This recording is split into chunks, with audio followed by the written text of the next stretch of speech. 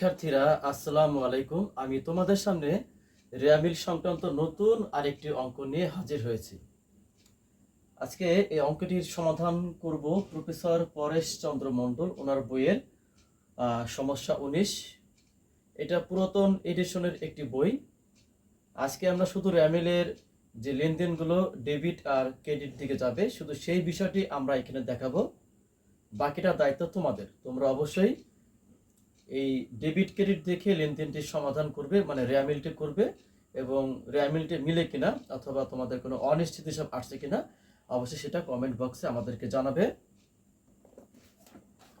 তাহলে আমরা অঙ্কের দিকে চলে যাচ্ছি। প্রথমে এখানে অঙ্কটি দেওয়া ছিল মানিক ট্রেডার্স এর 2016 সালের 31শে ডিসেম্বর তারিখের খতিয়ানের জেরসমূহ নিচে উপস্থাপন করা হলো। আমার প্রথম লেনদেন মানিকের মূলধন 1,25,000 টাকা। মূলধন কিন্তু মালিকানা সত্ত্ব, আর মালিকানা সত্ত্ব হিসেবে সেটা কিন্তু রেয়ামিলের ক্রেডিট দিকে যাবে।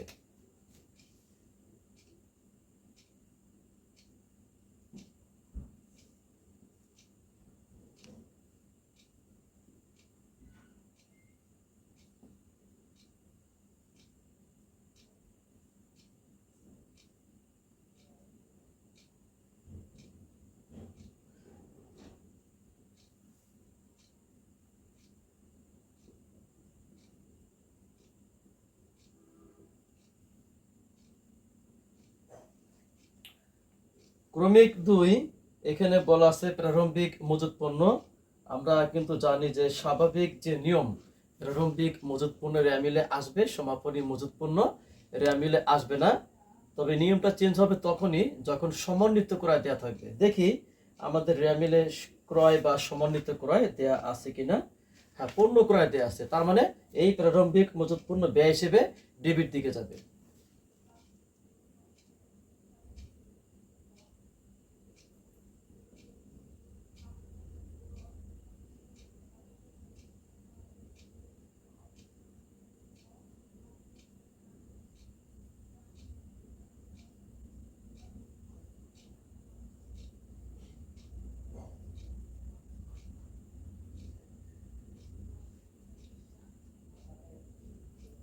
এরপরে দেয়া আছে ডক চার্জ, এটা পণ্য ক্রয়ের সাথে সম্পর্ক।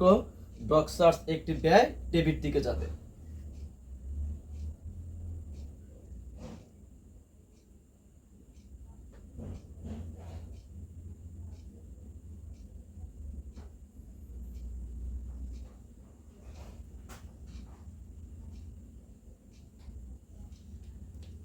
পরবর্তী লেনদেন ক্রয় পরিবহন ব্যয় 5,000 টাকা, এটাও ব্যয় হিসেবে ডেবিট দিকে যাবে।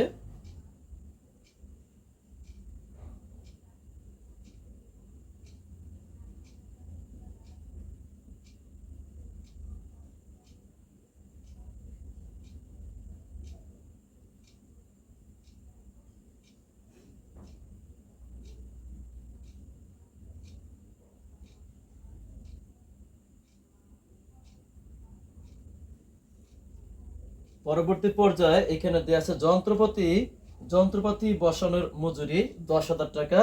এটা কিন্তু সম্পদ, কারণ সম্পত্তি করার সাথে যে সমস্ত খরচ থাকে জড়িত সেটাকে সম্পদ ধরতে হবে। সুতরাং এটা সম্পদ হিসেবে ডেবিট দিকে যাবে।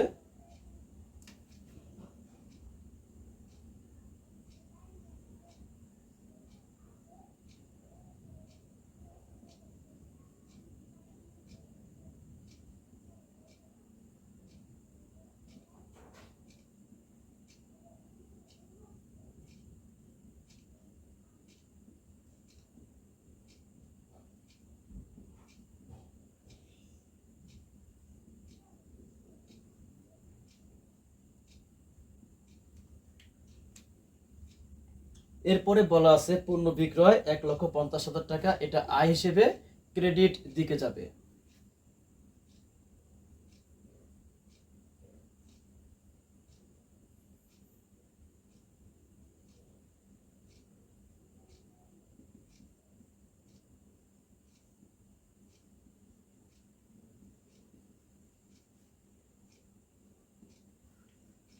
এরপরে 10% ব্যাংক থেকে ঋণ গ্রহণ, 50,000 টাকা এটা দায় হিসেবে ক্রেডিট দিকে যাবে।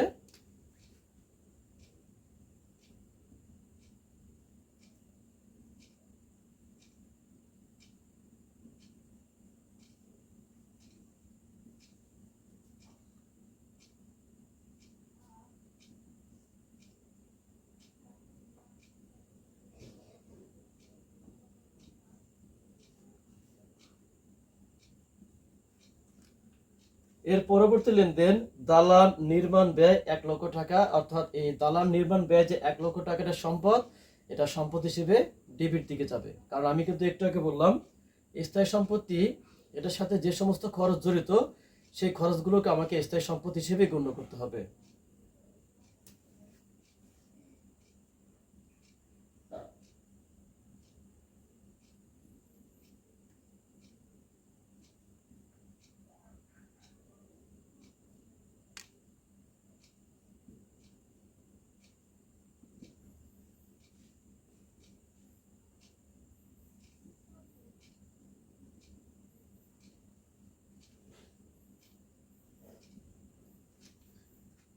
এর পরবর্তী লেনদেন প্রাঙ্গণ উন্নয়ন 20,000 টাকা, এটা স্থায়ী সম্পত্তি। অর্থাৎ আমাদের কোনো বাড়ি বা কোনো প্রতিষ্ঠান তার সামনে যে উঠান থাকে সেটা উঠানের প্রাঙ্গণ উন্নয়ন হতে পারে। তিনি রক্ষণাবেক্ষণের কাজে তিনি যে অর্থ ব্যয় করেন, তিনি দেয়াল নির্মাণ করতে পারেন, মানে সীমানা প্রাচীর নির্মাণ করতে পারেন, এছাড়া আর আনুষঙ্গিক তিনি কাজ করতে পারেন, সৌন্দর্য বর্ধনের কাজ করতে পারেন। এটা সম্পদ এবং সম্পদ হিসেবে ডেবিট দিকে যাবে।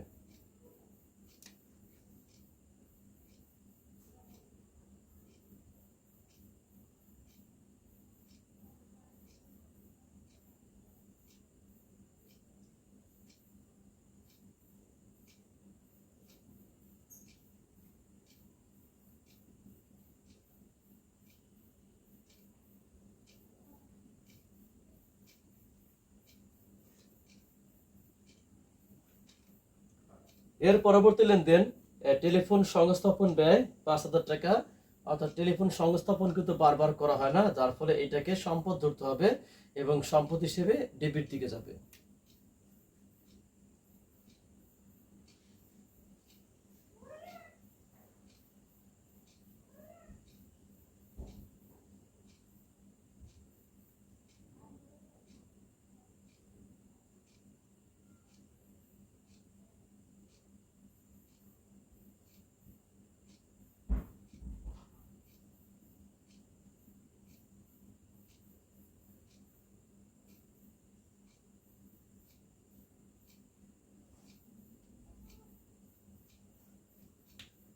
এরপরে বিক্রয় খতিয়ানের 50,000 টাকা, বিক্রয় খতিয়ানের অর্থ হলো দিনাদার, এটা চলতি সম্পদ, এটা ডেবিট দিকে যাবে।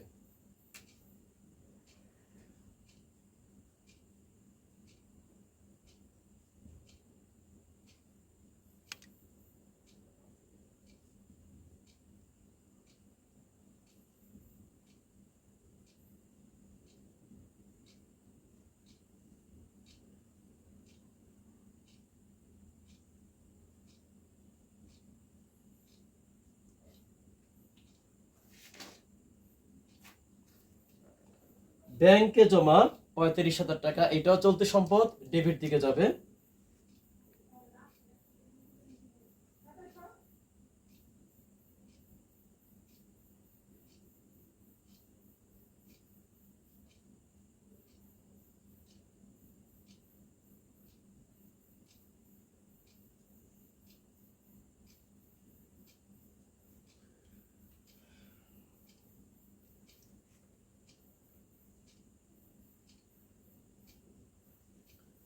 এর পরবর্তী লেনদেন বৈদ্যুতিক সংস্থাপন ব্যয় 10,000 টাকা, বৈদ্যুতিক সংস্থাপন ব্যয়টা কিন্তু বারবার করা হয় না, এটা একটা স্থায়ী সম্পদ এবং এটা ডেবিট দিকে যাবে।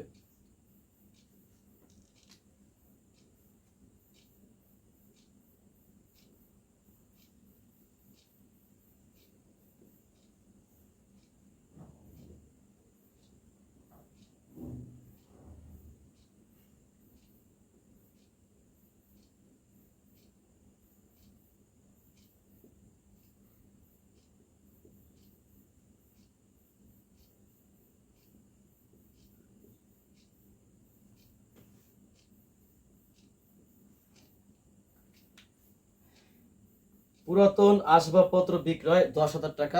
এটা সম্পদ। আসবাবপত্র কিন্তু সম্পদ, কিন্তু বিক্রয়ের মাধ্যমে এই সম্পদ হ্রাস পাচ্ছে, যার ফলে সম্পদ হ্রাস পাওয়ার কারণে আসবাবপত্র বিক্রয় রেয়ামিলের ক্রেডিট দিকে যাবে।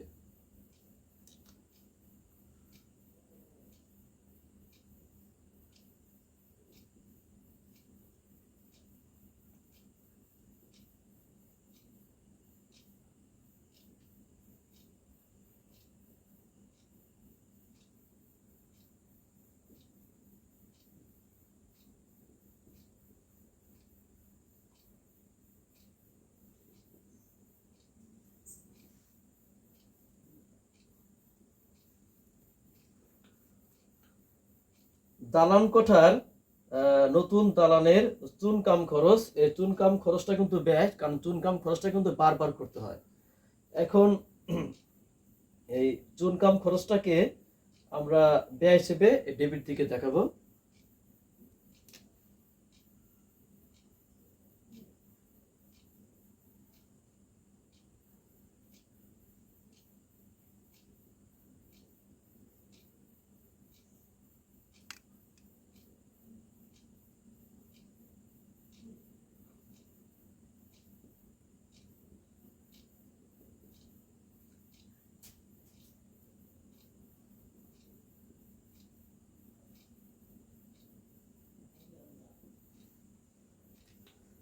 দালানের চুনকাম খরচ ব্যয় হিসেবে ডেবিট। এরপরে বলা আছে বিবিধ পাওনাদার বা প্রদ হিসাব 25,000 টাকা, এটা চলতি দায়, দায় হিসেবে ক্রেডিট দিকে যাবে।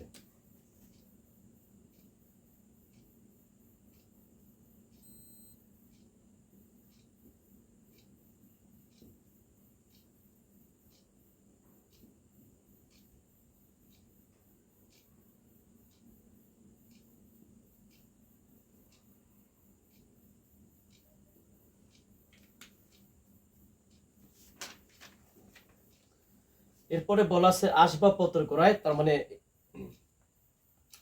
দুঃখিত, কারেন্ট চলে গিয়েছে, আমি ভিডিওটি শেষ করব তাড়াতাড়ি। আসবাবপত্র ক্রয় 20,000 টাকা, এটা স্থায়ী সম্পদ, ডেবিট দিকে যাবে।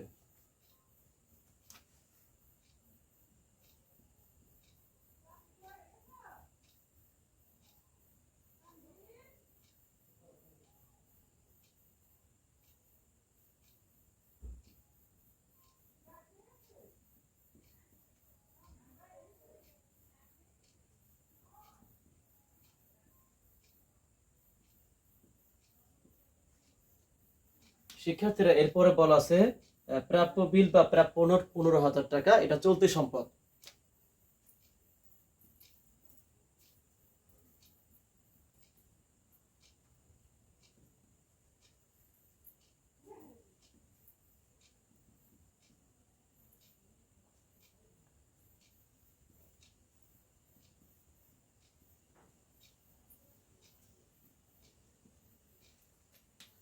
এরপরে সমাপনী মজুত পণ্য 25,000 টাকা, তাহলে এই অঙ্কের স্বাভাবিক যে নিয়ম, স্বাভাবিক নিয়মে কিন্তু সমাপনী মজুত পণ্য আসবে না। তারপরে 10% বিনিয়োগ 25,000 টাকা দীর্ঘমেয়াদী বিনিয়োগ হিসেবে, মানে সম্পদ হিসেবে ডেবিট দিকে যাবে।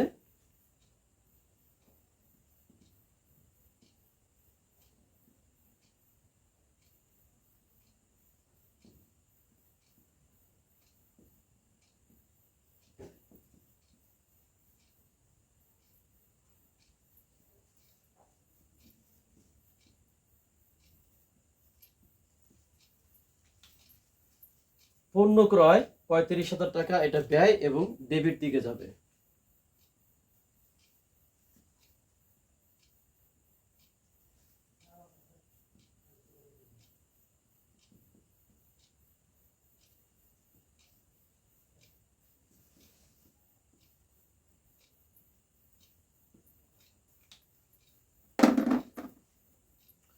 এরপরে প্রদেয় বিল বা প্রদেয় নোট, এটা চলতি দায়, ক্রেডিট দিকে যাবে।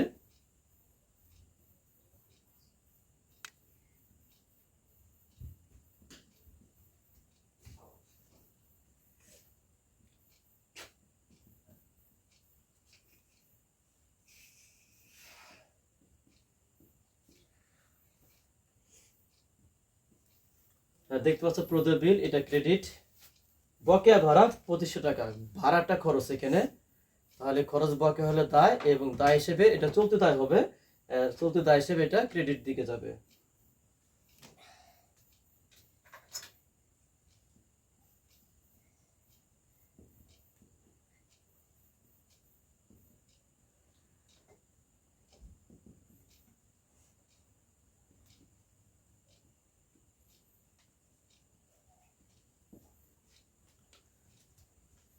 অগ্রিম উপভাড়া, উপভাড়া কিন্তু সবসময় আয়। ভাড়া প্রদান করলে ব্যয়, পাওয়া গেলে আয় হতে পারে, কিন্তু উপভাড়া আয়। এখন আয় পাওয়া হলে সম্পদ এবং আয় অগ্রিম হলে দায়, সুতরাং এটাও চলতি দায় হিসেবে ক্রেডিট দিকে যাবে।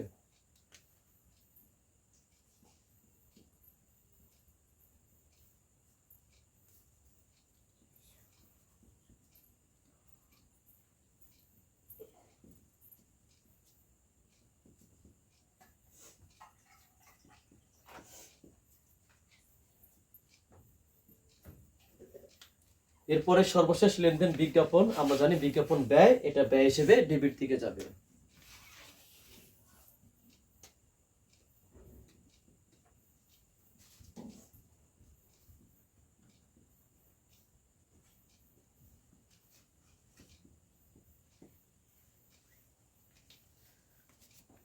শিক্ষার্থীরা, এই হলো আমাদের এই রেয়ামিলের সমাধান।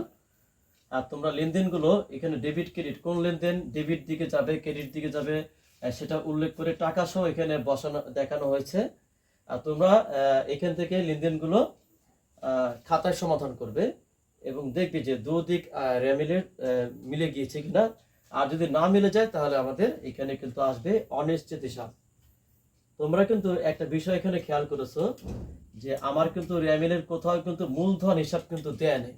তোমাদের নিশ্চয়ই মনে আছে, এই রেয়ামিলটা করতে যে যদি মিলে যায় তাহলে কোনো কথা নেই, কিন্তু যদি না মিলে তাহলে দেখতে হবে যে অনিশ্চিত হিসাবটা কোন দিকে চলে এসেছে। যদি অনিশ্চিত হিসাব আমার ক্রেডিট দিকে আসে তাহলে সেক্ষেত্রে আমি অনিশ্চিত বা গরমিল হিসাব ধরতে পারবো না, ওইটাকে মূলধন হিসাব ধরতে হবে। কারণ এই অঙ্কের কোথাও মূলধন এই কথাটি কিন্তু,